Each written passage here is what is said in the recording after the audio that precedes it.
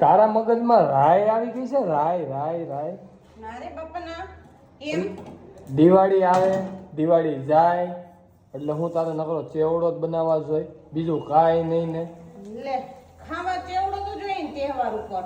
અરે પણ આખું વર્ષ ક્યારેય નહીં, અને દિવાળી પછી તે આપણે નવરા હોય દિવાળી ઉપર એમાં એવું હોય કે ફરવા જતા હોય, તહેવાર આવતા હોય એટલે ભેગો ચેવડો હોય, છોકરું ભૂખ્યું થયું હોય, આમ તેમ આપણે 5-15 મિનિટ રસોઈ બનાવવા મોડું થાય ને તો છોકરાઓને દેવા થાય એટલે વાંધો ન આવે. બહારના પડીકા કરતા ઘરનો ચેવડો સારો એટલે હું તો છે ને ટોપના ટોપ ભરી ભરીને દર વર્ષે ચેવડો બનાવતા ટાઈમે. અરે પણ આટલો બધો ચેવડો ન કરાય, થોડો થોડો કરાય. કે આ વર્ષની જેમ તે આ વર્ષે તે મોટો તબાકડું ભરીને ચેવડો કરવા મૂક્યો છે મિત્રો. આ વર્ષે 4 થેલીનો હતો, આ વર્ષે 2 થેલીનો છે કે આ વર્ષે ઘરે પ્રસંગ હતો ને આ વખતે આપણે બહાર ફરવા જઈએ છીએ એટલે 2 થેલીનો કર્યો છે. હા 1 થેલી 1.5 થેલીનો લઈ આ જોવો તો ખરા, 2 થેલીનો ચેવડો. તે પછી આ 2 થેલી તો એને ભૂંગળા નાખ્યા છે, અને તે પછી હજી તો જોવા કાથરોટ ભરી અને હજી તપેલીમાં નથી. હાલો હવે તો પૂરું થઈ ગયું. તે પછી ભૂંગળા પૂરા થયા છે, હજી આમાં આવશે ચોખાના પૌવા, માંડવીના દાણા, કાજુ કહેવાય. અરે આ માંડવીના દાણા તો જો પણ ટબા જેવા ક્યાંથી ગોતી આવી છો?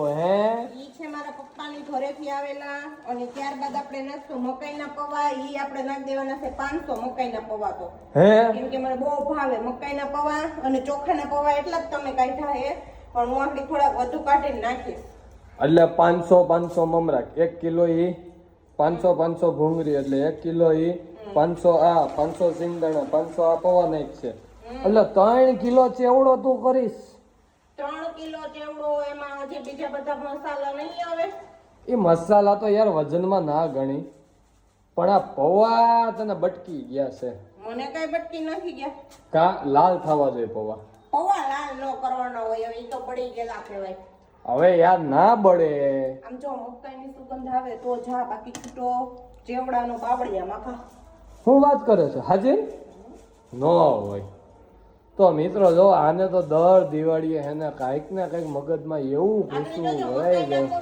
અને ચોખાના પૌવા તળી લઈશ ને એટલે તેલનો આખો ગુડેલો હોય, આ આખું ભર્યું હતું પણ એટલું થઈ ગયું સુધી ભૂંગળી તળીને તા. એટલે તમારે હું તો પાણીમાં તરવા માંડો. તમે કહેતા હતા કે ભાઈ તું ચોખાના પૌવા ન નાખતી, એટલે મેં પૂછ્યું કેમ, તો કે મને ભાવે બહુ. મેં કીધું ન ભાવે, તો કે ભાવે બહુ પણ તેલ બહુ ઉપાડે. હવે વર્ષે એકવાર તેવડો રોજ રોજ કરીને ખાતા હોય એને નથી નડતું, તો આપણને ક્યાંથી નડે વર્ષે એકવાર નાખવા? પણ તેલ વસ્તુ એવી છે કે ઈ તમને નુકસાન કરે. એટલે અતિશય તેલ ખાવ ને એ નુકસાન કરે, બાકી ઘરનું શુદ્ધ સિંગ તેલ કઢવેલું હોય ને કોઈ નુકસાન નથી કરતું. હવે તો આ 100 નંબર મગફળીમાંથી આપણે તેલ કાઢીને ખાવાનું છે, તો એનું તો પ્યોર સુખ છે. ટબ લઈ આવી ગયો, ટબમાં ઓણ નહીં હમાઈ નાખતો. એ કાંઈ નહીં નો હમાય તો એ મારો પ્રશ્ન જ નથી. મેં તમને 1 થેલીનો જ કીધો તો 1 થેલીનો થઈ ગયા પછી 1 થેલીનો કરવાનો. તમારે તો રોજ રોજ તેલના ખાણવા મૂકવાનો હોય, પાકી ન થાય તો સેવડો પતાવી દો સબો. સવારમાં તો કે ચા ને સેવડો, બપોરે તો કે શાક રોટલી ભેગો સેવડો, હાઈ જાય એમ રોંઢે ફેર કરાવો. રાતે પાછા 11 વાગે કા સેવડો ને ડુંગળી લઈને બેસો, કાયમ તો ફેર કર દે. ઊભી રહે. એટલે અમારે હું બાયું બીજા કામ જ ન હોય, આમાં રહેવાનું સેવડામાં આખી જિંદગી. તારે હમણાં કોઈના લગ્ન છે? મારે કોઈના લગ્ન નથી. તો પછી સેવડો ખાવાનો જ હોય, એને ધોઈ પીને સાબમાં ન મૂકવાનો હોય. એમ નહીં, એટલે મારે હમણાં લગ્ન નથી એટલે મારે હું અહીં ઘેરે નકરું આ બધું કામ જ કર્યા કરવું. મારે ખરીદી કરવી હોય ને. એ હવે દિવાળી વઈ ગઈ, હવે ખરીદી નામે કાંઈ નહીં નામ લેવાનું હો. ઈ તો દિવાળીની ખરીદી વઈ ગઈ. લગ્ન આવતા હોય તો લગ્નમાં મારા દેરના લગ્ન છે. હમણાં જ કહેતી હતી મારે કોઈના લગ્ન મારા નથી. દેરના લગ્ન છે, મારા ભાઈના લગ્ન છે, ઘણાયના લગ્ન હોય. લે આ દુનિયામાં હું મારા પર ભગાવાલા જ નહીં હોય. જેના લગ્ન થાય એને જાનમાં આપણે વઈ જવાનું. હું વરની ફઈ. વાહ ભાઈ વાહ, લ્યો કોઈ આમંત્રણ દીધા વગર સીધી વરની ફઈ થઈ ગઈ. એ જેની ઘરે લગ્ન હોય ને મિત્રો, ઈ જરાક મને કોમેન્ટમાં આમંત્રણ આપી દેજો. હું આવીશ નહીં, અને આવે તો તમને ભારે નહીં પડવું, પણ મને આમંત્રણ આપી દેજો. કે છે ને અમુક લોકોની ડાબલી બંધ થઈ ગઈ બડબડ. હવે વરની ફઈ બનવું હેલું નથી. વરની ફઈ બનો ને એટલે જર વાહવામાં હોનાની વીંટી દેવી પડે છે. દેહો તો એના કરતા તમે તકો ખંજોરો અને સેવડો બનાવો. આપણે વરની ફઈ ડાયરેક્ટ નથી થવું કોઈનું, એ કરતા હોય કરો.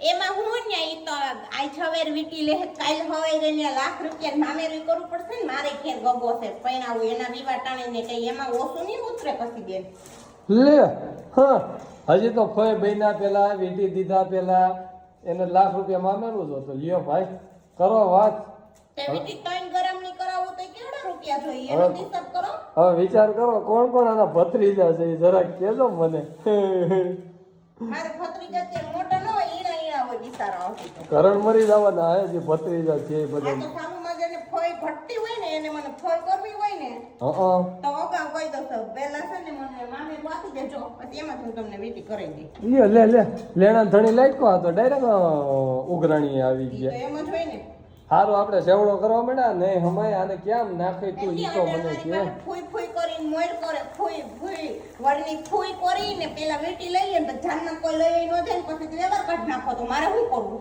ઈ તો એમ જ હોય હો ભાઈ ઈ તો અત્યારે બધાયના પ્રશ્ન છે એટલે ધીમા રહ્યો થોડાક હો એટલે તો મારે બાપા ફૂઈ થતા પહેલા જોવું પડે ને હા એ વાત તમારી હાજર ફટાફટ બનાવો સેવડો પછી આપણે થોડોક ખાઈ પીને શું કહેવાય ઓલું વારું વારું વારું વારુંમાં થોડોક સેવડો ખાઈ ખાવાનો